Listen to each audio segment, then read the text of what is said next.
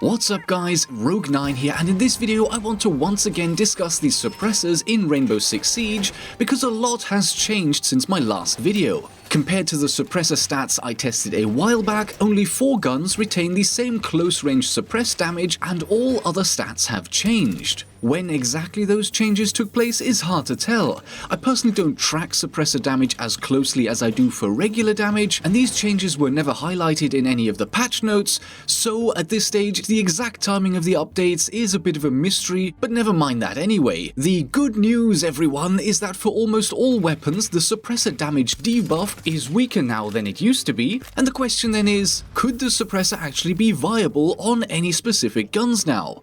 Let's go and find out.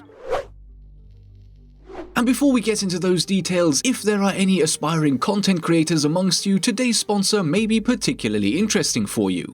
Wondershare has released the 9th iteration of their video editing program Filmora called, you guessed it, Filmora 9. This software is really intuitive and easy to pick up, but at the same time offers you some really powerful editing resources. I really like the split screen function that just makes it so easy to arrange different videos in parallel. Just pick a layout, drop in your clips, and you're done. Besides this, you also have extensive libraries for effects, transitions, titles, and more. If you need any additional effects, audio, or stock media for your editing projects, then you can find royalty-free expansion packs at filmstocks.com. These packs will plug straight into Filmora 9 and make it really easy to lift the production quality of your projects to new heights. So if you are looking to boost your video editing game, download Filmora 9 now for free using the link in the description below.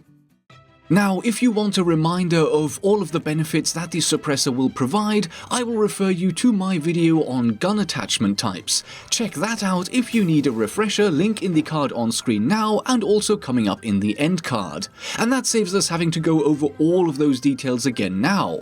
So, what we really want to discuss now is, how do we decide whether or not attaching a suppressor is viable? I think there have to be 2 aspects to consider.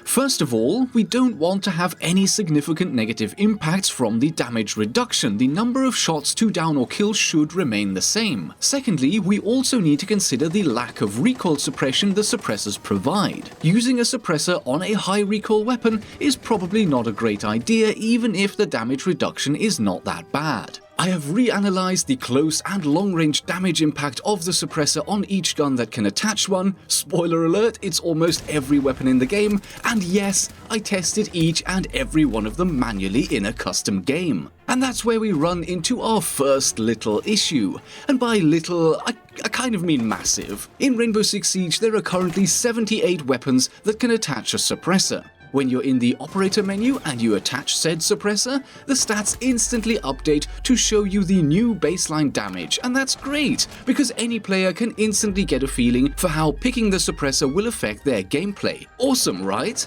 Except that's where the little massive issue comes into play. You see, the in-game stats aren't always correct. Let's play a little game, shall we? Welcome to the Rainbow Six Trivia Game Show. I am your host, Rogue9, and for today's jackpot of 100,000 Vietnamese dong, all you need to do is answer one simple question. Are you ready? Fingers on buzzers, please, and for all of you joining us from home, do feel free to leave a comment in the comments section below. Here is today's question. Out of these 78 weapons that can attach a suppressor in Rainbow Six Siege, for how many of them are the in-game suppressed damage stats correct as of the current live build on the 20th of February 2020?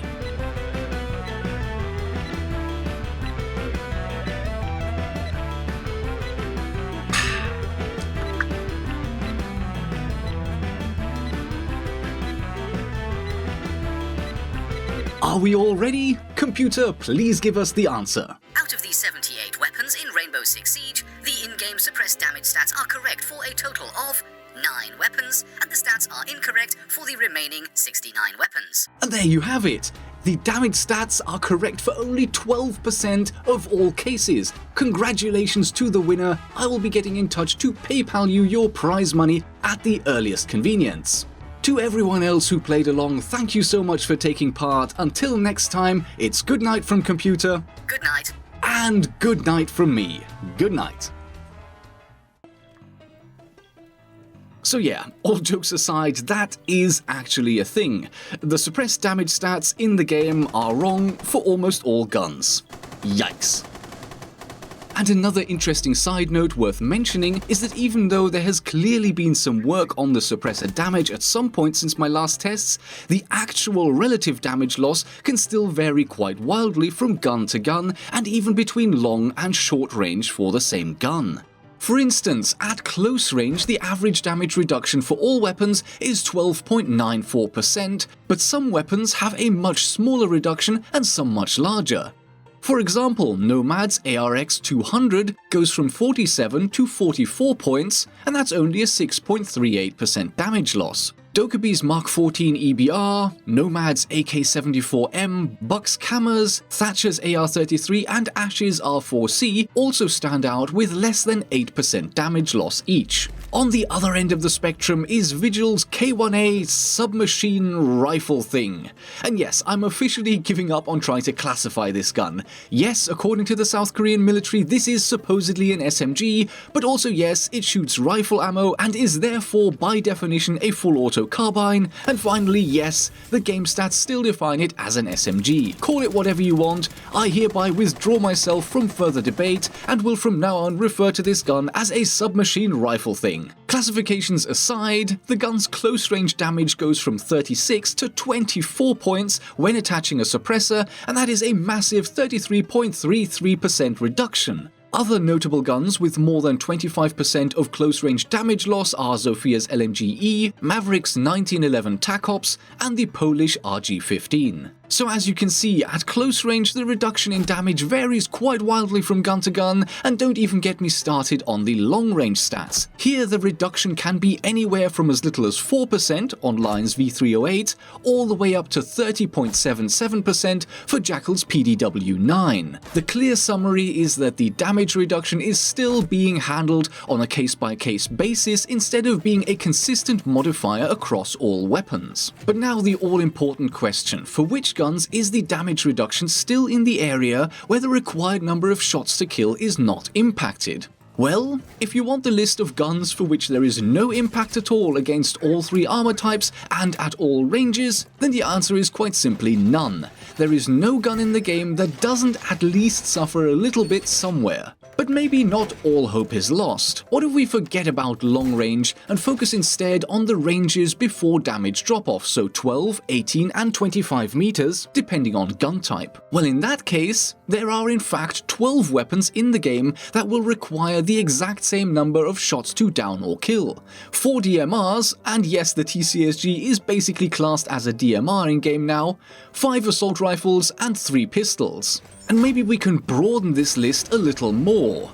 We know that there are really only 3 one-speed attackers in the game: Monty, Gridlock and Fuse. So I think it's fair to say that we could also add defender weapons to this list that don't suffer any STK disadvantages for just 2 and 3 speeds. There we go. That doesn't look too bad, does it? For these 23 guns, the damage reduction of the suppressor is exactly so that at the most common combat distances and against the most common opponent armor types, you actually have no negative impact on the number of shots to down your target, and with all the benefits the suppressors provide, it might actually be worth considering to attach it specifically to these weapons. Yes, there are a couple of caveats. If you're shooting through soft cover or hitting the limbs, or if your target is not at full health, you might need more shots to kill with the suppressor. The filtering that has suggested these 23 guns only works for full health opponents and upper body shots, so do keep that in mind. But if you're landing your shots to the chest and your opponents are unharmed until that point in time, then the only other thing to consider is how difficult to control these guns will be without the usual muzzle devices you would be using. Although, for a couple of guns this consideration is completely redundant because they don't actually have any alternatives. The TCSG-12 used by Goyo and Kaed only has access to the suppressor, nothing else, and since the damage of this gun gives it the ability to down or kill an opponent with the exact same number of body shots in all cases except level 2 armors at long range, I think there's actually a strong argument to be made that the suppressor could be viable on this gun. Just keep in mind that it might stick out from behind cover a bit more. The same goes for Frost's 9mm-C1 because here the only alternative is the extendo barrel, and the gun is actually super easy to control with the suppressor, so again, if the benefits of the suppressor are of value to you, you might just consider attaching it with Frost. For the other guns, I ran recoil tests, and in my personal opinion, there are definitely some where the added recoil is still tolerable. Whether or not they will work for you is of course a personal matter and depends on factors like whether you're playing on a controller or mouse and keyboard, or how experienced you are in the game. There are a few general principles that I can share though. In general, the semi-auto rifles and pistols are extremely easy to control once you attach the muzzle brake. When using the suppressor, they're not terrible, but you definitely notice a difference. The pistols behave more like Caveira's pistol, and while that might be not too bad at very close range, keeping your grouping together at even the middle distance becomes a bit of a challenge. I might try to run the suppressor on some of these pistols for a little to see how I feel about it, but at this stage I'm not 100% convinced that this will be the play. What I can say for sure though is that suppressing the D50 is definitely not the play. The recoil on that gun is barely controllable even with the muzzle brake, and chaining shots together without it pretty much impossible. For the semi-auto rifles, Buck's Cameras is kind of meh with the suppressor attached, and I usually prefer the C8 anyway, but hey, Dockerby's Mark 14 actually handles quite well. Okay, suppressed Dockerby it is. In terms of potentially viable SMGs, besides Frost's gun, there are only Bandit's MP7 and the GIGN's P90 of all things. Recoil on the P90 is not the easiest in the world to control anyway, and honest fact, I literally never use that gun. The potential of attaching a suppressor is just not going to get me to switch away from the MP5, so I'm going to forget about the P90. Comparing the MP7 with and without suppressor, you can see a difference in the handling, but it's not all that huge. Maybe I'll give this a go too. Finally, over to the 5 assault rifles that may well be viable. For me personally, Blackbeard's Mark 17 really didn't feel all that great when suppressed, but Nomad's ARX200 and Twitch's F2 were kind of okay. And that's even after testing the F2 on the current test server build, which includes a recoil increase compared to the live build. But the two guns that really stood out to me as being quite controllable were IQ and Wamai's AUG A2 and Thatcher's AR-33. Both of these guns still felt quite good, and again, I will definitely be trying them out with suppressors going forward to see how they feel in practice. And that's it. With the updated suppressor damage stats, there are actually a number of weapons that could take advantage of everything the attachment has to offer while avoiding most of the downsides. If you want to check over the full stats for all guns yourselves, you will find the up-to-date data in my online spreadsheet, link in the description. Over to you. Do you think it might be worth trying out the suppressors on some of these guns from now on? Let me know in the comments, and with that, thank you so much for watching. I hope you enjoyed the video, and I will see you in the next episode.